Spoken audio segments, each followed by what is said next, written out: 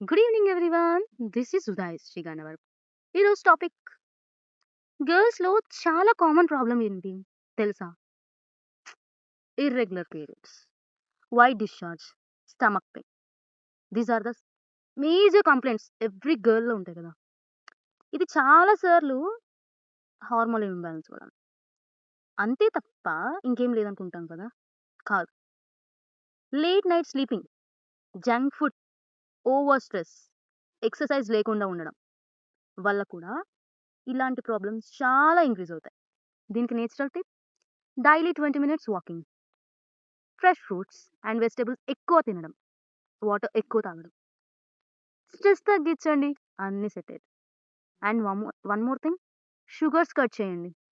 Okay, మనకి మన body ఎప్పుడు సిగ్నల్స్ ఇస్తుంది, కానీ మనం దాన్ని ఇగ్నోర్ చేస్తాం.